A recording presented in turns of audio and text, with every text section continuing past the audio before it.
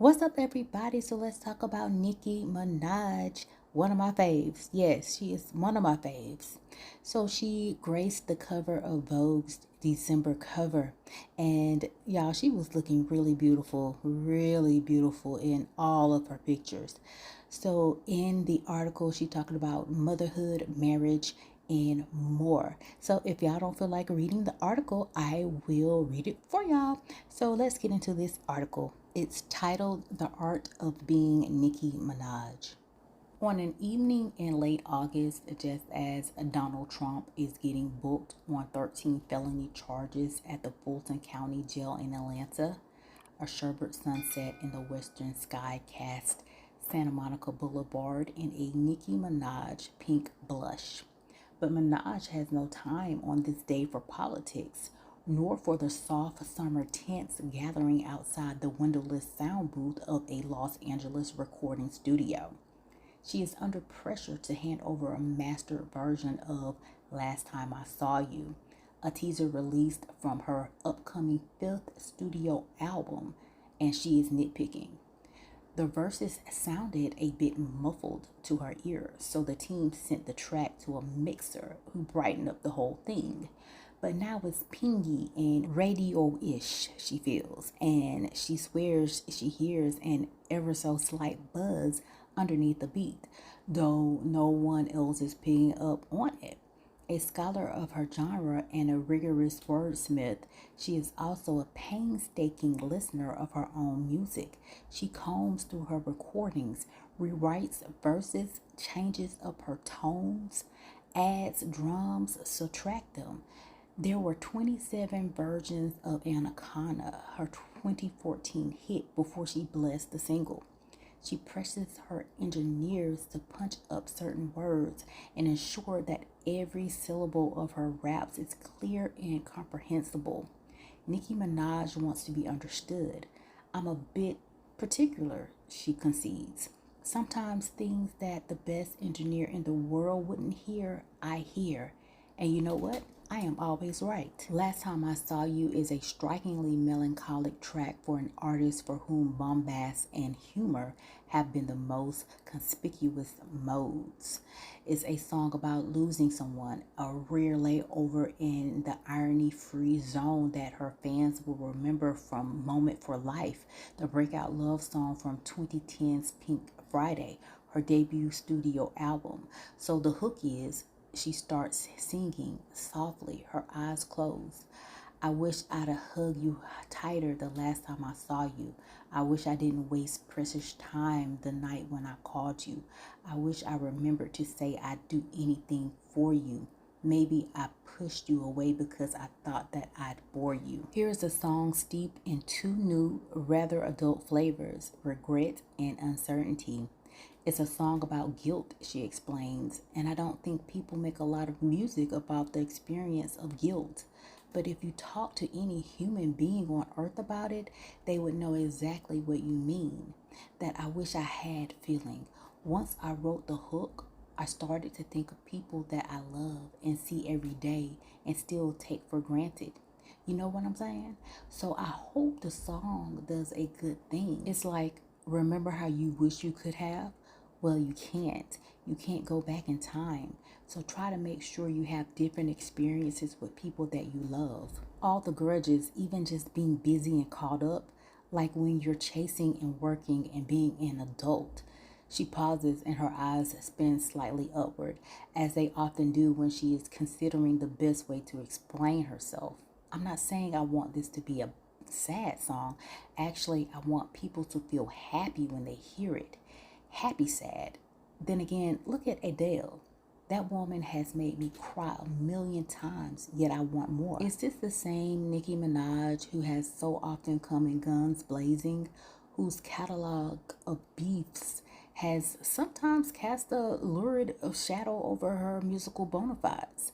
Is this the Nicki Minaj who stormed into the mainstream more than a decade ago with a verse promising to eat your brains? Swagger is an essential surface effect in hip-hop, and Minaj, the best-selling female rapper of all time, has worn her crown with essential pomp.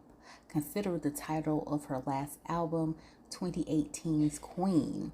As a rapper, she has never allowed for the possibility of a boys' club, her sexual candor emboldening a generation of women rappers to talk about their body parts with the same vulgar glee as their male peers. Nicki Minaj, as the Barbs, her fierce fan army know well, contains multitudes, and it would be facile to suggest that the 40-year-old rapper who gave birth to a son amid the isolative unease of the pandemic has retired that old pugilist. She had to fight for everything growing up, for her father's attention, for her mother's approval, for material comforts, for the feeling of safety inside the four walls of her home, but also in her adoptive home country. Pink Friday 2, her new album out in December, was written from the vantage point of a woman who has gotten so many of the things she dreamed about, and yet the past still tugs.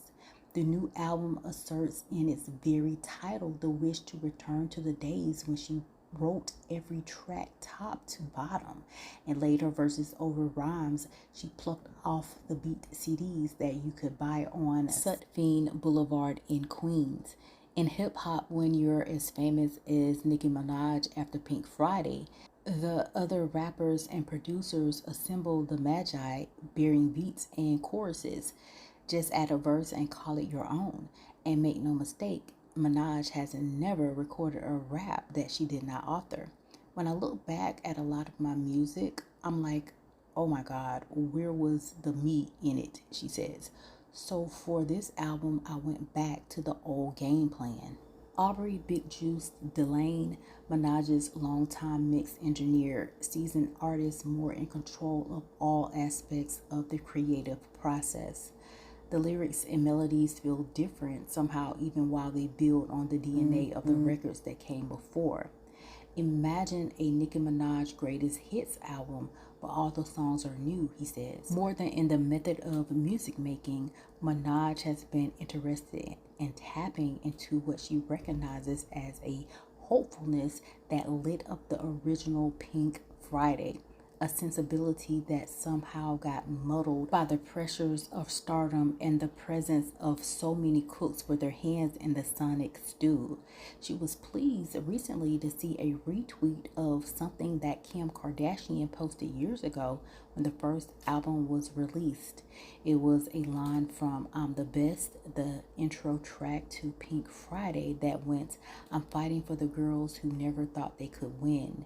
The idea that saying something like that could give hope to people, that optimistic outlook, is something I think I got away from, Minaj explains. Fame, success, money, motherhood, the crossroads of middle age. These things may make life complicated, but Minaj would like to be clear that they cannot compare to the challenges she faced before Pink Friday. The 3 years leading up to her breakout album were, she believes, the most stressful in her life. Not knowing if you're going to be broke, not knowing if you're going to be a failure, she says. There is nothing more complicated than that. The sound booth is dark, candlelit, bathed in pinkish light. It's the vibe Minaj favors for long sessions in the studio. She wears a sheer pink shirt crawling with sequin Chanel logos, blue jeans, and pink Chanel tweed sandals. A Chanel purse with pink PVC windows, a souvenir from the video for Barbie World, sits beside her. Her pink nails with little rhinestone icebergs congregating at the cuticles are so long that she uses the knuckle of her right thumb to compose text messages. Minaj has a reputation for being protective, even prickly around journalists. But in fact, she is warm, relaxed, open, and reflective. I think a lot of creators will understand this, she ventures. There's a freeness that you have around you when you're at your best, when you're doing your thing at your peak. There's like this lightness in the air. You're happy even if you're writing a sad song. But once you start knowing that you're being judged, there's no longer that free spirit.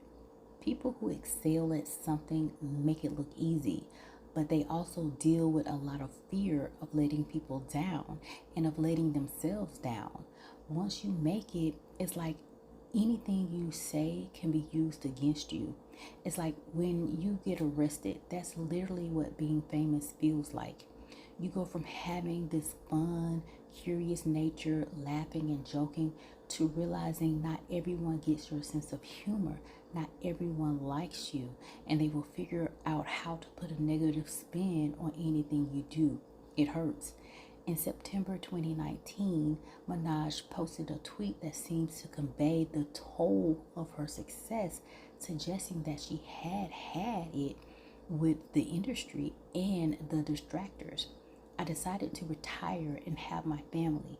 I know you guys are happy now. The Barbs, momentarily betrayed, went into a frenzy and the tweet disappeared. But it was obvious that she had soured for a time on the business of music. That same year, surprising fans who may have expected one of her rumored liaisons with famous rapper Drake, Eminem, to prove true, she married Kenneth Petty, a high school flame with a checkered past who had grown up a few blocks from her in Queens and was part of a big group of teenagers who gathered at the same pizza place after school. He has always and only called her Onika. Nicki was born Onika Tanya Mirage in Trinidad, and Minaj was a stage name that she was pushed to adopt by her manager. He was importantly unimpressed by the hard, dazzling shell of her fame, and he offered to tether to the old days. Because I've known my husband for so long, there's an ease we have with each other, she explains. We make each other laugh, we're silly, and we're always reminiscing about some old story. If it was a guy that I met as Nicki Minaj, I think I'd feel like they like me because I'm Nicki Minaj. And what if I don't look like Nicki Minaj every day? And that combined with pregnancy would probably have made me crazy. Marriage and motherhood promise to be escapes, after all, from Nicki Minaj, the brand. I think that deep down inside, I believe that once I had a family, I would just lose the desire to make music, she says. I would always tell people, watch, when I have a child, I'm going to cook every meal for him and bake cookies every day. Maybe subconsciously, I hoped my focus would just be on being a mother, and I looked forward to that idea. It felt like a relief. But what happens is that you find out you have to work. Minaj has not publicly revealed the name of her son, whom she prefers to call Papa Bear. She and Petty navigated his infancy with no help whatsoever except for an occasional brief visit from a grandparent. She never felt so exhausted in her life, even on her 3 world tours. She remembers the atmosphere of commiseration that pervaded her marriage at the time. I'm not going to lie, things got testy between us, she recalls. Because of our history, I think we knew we'd get past it, but there's no such thing as confidence in parenthood. I kind of wish that someone had told me, although I'm sure I wouldn't have been able to understand it, but there's a level of anxiety, and you think it's going to go away, but in fact, it gets scarier. So often you think, I don't know how to do this. At times, the public-facing Minaj has seemed like a landmine of emotions ready to detonate all over the Twitterverse. Motherhood has tested her patience, and she finds that she is passing. She tells me a story about meeting a woman who thought of herself as the world's best homemaker. Her home was immaculate, the food was perfect, the children had no hair out of place. But little by little, the woman noticed that her self-esteem derived solely from her children's accomplishments or from a sense of superiority to other mothers. She started to feel guilty about not working, and defying a chorus of skeptics, she put herself through nursing school. And then, as a nurse, she started to feel guilty for working, for missing precious moments in her children's lives. I was like, OMFG, Minaj recalls. She felt guilt when she was doing the perfect homemaking thing, and guilt as a working mom when she missed a moment in their lives. Maybe God let that lady say that to me because it made me think, well, if I'm going to have mom guilt regardless, I might as well continue doing the only thing I know how to freaking do, which is make music. It is well known that Minaj had a difficult childhood. When she was 3 years old, her parents left Trinidad for New York, leaving her under the care of her grandmother in a house crowded with aunts, uncles, and cousins. 2 years later, settled in South Jamaica, Queens, her parents collected her and her older brother. The family was poor and she felt it keenly. You figure out the value of money when you come from a different country and then you don't have what the other kids have, she recalls. Children know a lot more than you think regarding poverty. She remembers a time in fourth grade when every girl suddenly had a certain pair of $50 Fila boots. A girl I consider a friend of mine in front of all these people looks at me and says, "You think your mother could afford that?" When you hear things like that, you put them somewhere in your subconscious and you make yourself a promise. Nicki grew up attending a Pentecostal church where her mother remembers a prayer that she delivered as a young child, one of her earliest memories. She believes she was about 5 years old, months after she had moved to the U.S. Her mother had embraced the prevailing soap operas of the day, and the days of our lives was flickering through the static of her parents' bedroom television, though no parents were around. She remembers understanding that the show was being acted, that people like her who enjoyed pretending and being silly were playing the parts, and that maybe she could play a part and change her life. She got down on her knees and said, "God, please make me rich so I can buy my mother another house and take care of my family." In the 1980s, crack cocaine ravaged families, especially black families across America's big cities. Nicki's late father moved from weed to adding crack to his weed and then crack on his own. He drank a lot and was sometimes violent, once setting his own house ablaze with his wife inside. Nicki feels like her mother never understood his addiction at the time when drug users were experiencing peak Reagan era stigma.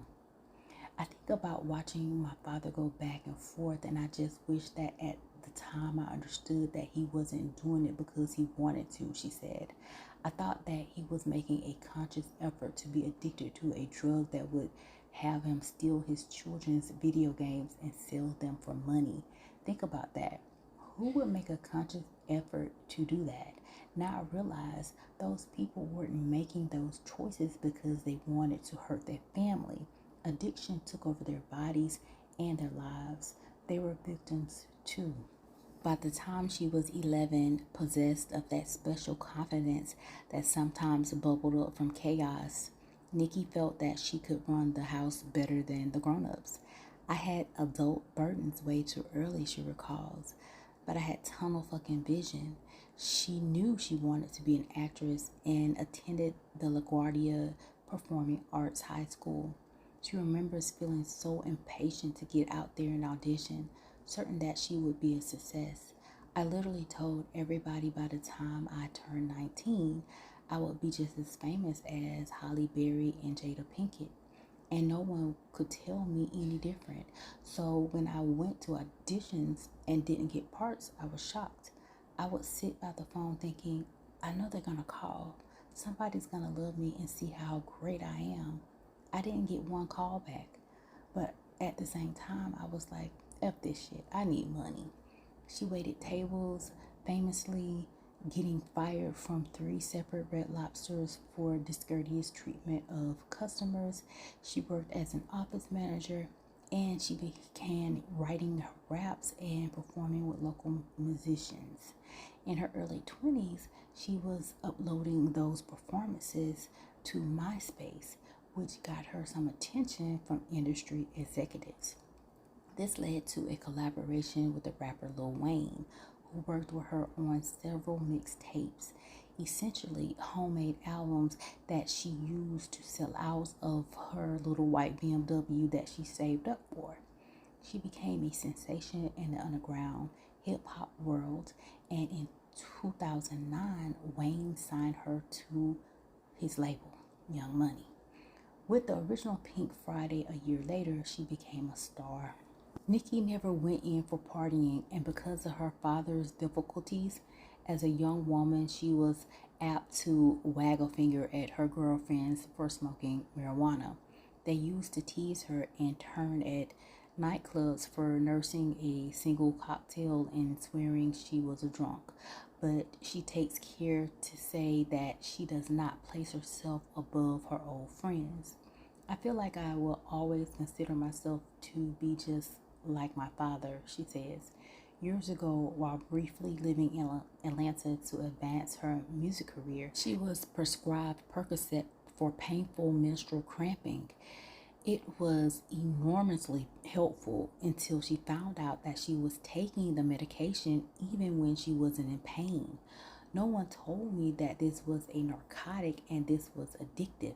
Luckily, I was able to ground myself, but once an addict, always an addict. I feel like if you've ever experienced addiction to anything, which I have, you always have to think twice and three times about the choices that you make. She believes that the risk of substance abuse is especially high among those who live under a microscope. Look at some of the bigger celebrities. They eventually either get laughed out of wanting to go outside anymore, like Michael Jackson, or criticized like Whitney Houston, or they fight silent battles like Prince. These are some of the greatest of all time. And one day they decided, you know what? I'd rather self-medicate and be in my own world. Minaj seems to be accounting for the scar tissue amassed around her relationship with the press. Should you keep on doing interviews and pouring out your heart so people can laugh? No. I think of Nicki Minaj more like the Superman suit who you change into when you go into the telephone booth.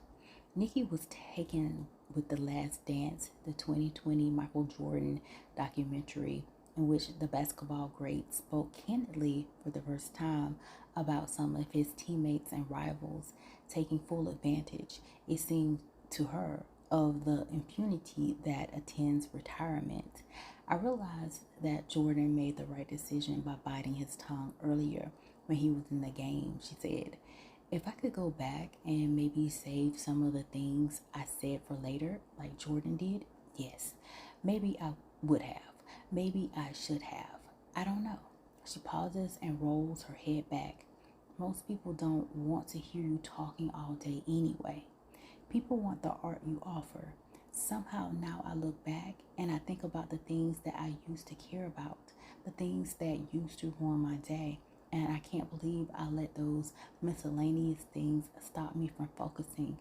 For sure, that's progress, right? A month later, Nicki has returned to Los Angeles from New York, where she hosted the MTV Video Music Awards and is stealing a few hours at home before heading back to the studio. The newly built house, modern and vast, which she bought last year, sits in a gated enclave in Hidden Hills. Papa Bear seems thrilled to be back. He is bouncing on the white sofa in the home theater and crawling through the hallway, and Minaj crawls after him, both of them laughing the whole way. She has little time at home these days, but a mini recording studio in the guest house helps. Minaj has become a better cook than she ever thought she could, and she finds a kind of solace in making dinner for her family. Trinidadian stewed kingfish or spicy sausage pasta for the grown-ups, yellow rice for her son, who is, for now, repulsed by his mother's more highly seasoned dishes. Cooking actually makes me more calm, she says. Minaj is happier than she has been in the past, and she credits no magic pill or self-help book or guru, but simply a shift in perspective. When you look around and try to keep yourself in a grateful frame of mind, she explains, the things that you can be thankful for seem to start adding up. And you realize that in the big scheme of things, most of the stuff you would have complained about is so trivial. It's been a constant race, but then you stop and realize there's nothing to run around for. That's the thing that's changed in me. It's not that I've taken these amazing steps. It's just about finally being happy with who you are as opposed to where you are. Minaj has been thinking about how she might make the best of a massive platform that has been a place for connecting with her fans at times for engaging in public tussles. She has 28 million followers on Twitter and nearly 10 times that many on Instagram, and yet she has always insisted that social media is something she would swear off in a heartbeat if it weren't a necessary feature of the business of being Nicki Minaj. She has consistently urged her fans to stay in school and is a huge believer in higher education. She has been an exponent of body positivity since the beginning of her career, vaunting her own curves and urging women of color especially to feel proud of theirs. She does not pretend that this has always been easy for her personally, by the way. I just looked at a video that I posted on Instagram when I was 25, and I would fucking pay to look like that right now, she says. But today I can say that I'm at peace with who I am and how I look. I have to say this as a black woman though. I've made certain choices for my son to not give him sweets and candy and juices because of illnesses like diabetes that run in our community. I'm not in favor of body positivity if it means unhealthy bodies. That's bull. It's not believable. So let's stop pretending. Recently, I had to get a breast reduction, and actually, I love it. I used to want a bigger butt, and now I look back and realize how silly that was. So love your curves and love your non-curves. There's nothing wrong with any of it. She felt rushed after her pregnancy to snap back into shape, and she wishes she could take this pressure off future moms. Lately, she has been wondering how to use social media to connect with other mothers, to exchange lessons and stories. There are questions that you can't just Google, she explains. Every day a mom has to wake up and be a super mom no matter what they're faced with. She would also like to bring more attention to mental illness and especially drug addiction. It's gotten so easy to be alone physically, where young people spend 12 or 16 hours a day in their rooms on their phones looking at these false realities, comparing themselves, she says. I've seen artists gone way too soon, and I wonder if that could have been avoided if they just had the chance to talk about what they were going through. I've had a lot of time to figure myself out. The idea of accepting what you can't change, it just never clicked with me before. Now I understand. A foray into COVID policy has likely been Minaj's greatest public misstep, though she may not view it that way. In a 2021 tweet, she urged her fans to do research of their own into the vaccine after the friend of a cousin of hers in Trinidad allegedly became impotent following vaccination. She was swiftly criticized by fans, peers, and members of the media who felt that her circumception was anti-scientific and might sow distrust in health and public policy experts. Not chastened exactly, Minaj maintains a leery independence, though she is now less likely to shout it from the rafters. I'm one of those people who doesn't go with the crowd, she says. I like to make my own assessment of everything without help from everyone else. While she has spoken out against police abuses of power and in favor of universal health care, she has been reluctant to align herself with a political party. Every time I talk about politics, people get mad. I'm sorry, but I am not going to be told who I should get on social media and campaign for. There is a lot we don't know what's going on in the government, and I don't think it changes whether you lean to the left or right. Of all the notions about her that have permeated the public consciousness and gone on to form a theory of Nicki Minaj, the one that rankles her most, she says, is the idea that she is not nice. Minaj has often had important messages to deliver. Her indignation over what she perceived as MTV's reluctance to celebrate videos that featuring anything but slim women's bodies, leading to a famous feud with Miley Cyrus, comes to mind, only to find herself policed for failing to deliver those messages in dulcet tones. When I hear the word mean, I think about the core of who the person is, she explains.